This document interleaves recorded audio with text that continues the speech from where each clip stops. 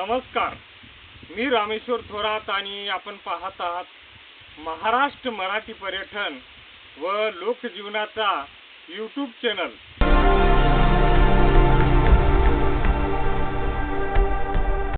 तर मित्रांनो, आज आपण हदगाव तालुक्यातील हरडप या शिवारात आलेलो आहोत आणि येथील शेतकरी काही पेरणीचे राहिलेले आहेत, तर काही शेतकऱ्याच्या पेरण्या झालेल्या आहेत।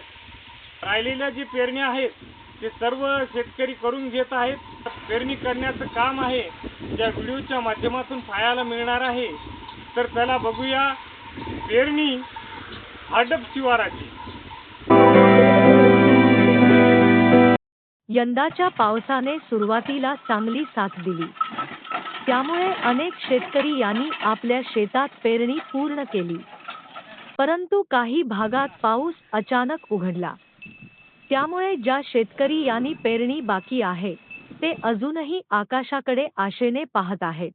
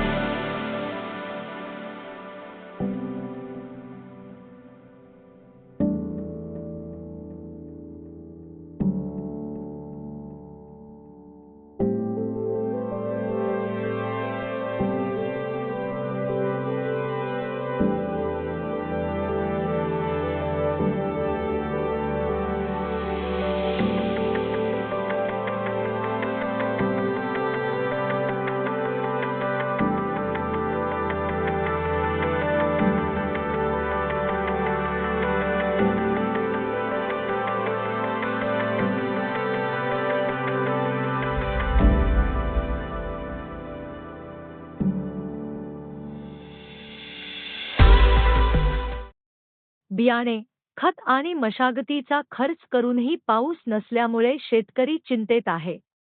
आता सर्वांची एकच अपेक्षा आहे, लवकरात लवकर चांगला पाऊस पडावा आणि उर्वरित पेरण्या पूर्ण व्हाव्यात।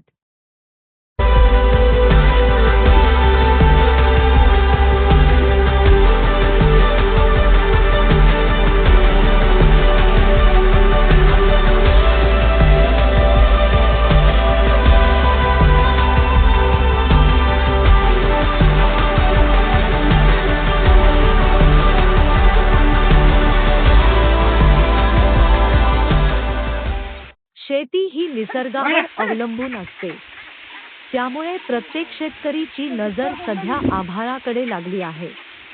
आपल्या भागात पावसाची काय परिस्थिती आहे? तुमच्या गावात पेरण्या पूर्ण झाल्या का? आम्हाला कमेंटमध्ये नक्की सांगा।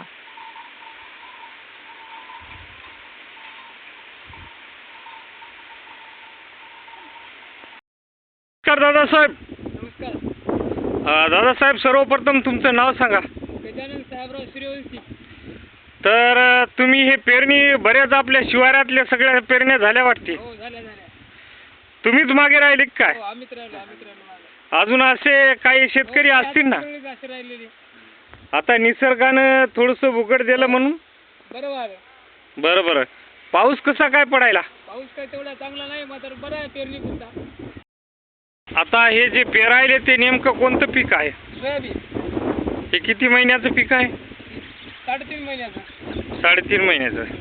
3.5 महिन्याला पीक म्हणजे काढणीला येते. पेरणी पुरतं बरं आहे. याच्या पुढे पंजाब डगनं काही सांगितलेली माहिती तुम्हाला असेल ना माहिती? माहिती आहे, पण आम्हाला तेच काही पटत नाही. तुम्हाला पंजाब डगचं काही पटत नाही? काही म्हणजे त्यांनी जे सांगितलेलं ते अनुभवात काही नाही. आमच्या शेतकऱ्याच्या अनुभवामध्ये नाहीच नाही. असं का? बरं, यावर्षीचा पाऊस कसा होईल? होईल म्हणून सांगायचे, पण होईल कधी पाऊस होते. पाऊस होईल असा विश्वास आहे तुम्हाला? धन्यवाद दादा.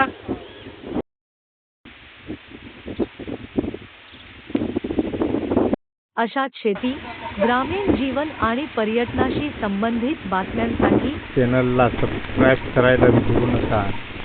मी रामेश्वर थोरात. पुन्हा भेटू एका नव्या ग्रामीण जीवनाच्या प्रवासात. धन्यवाद.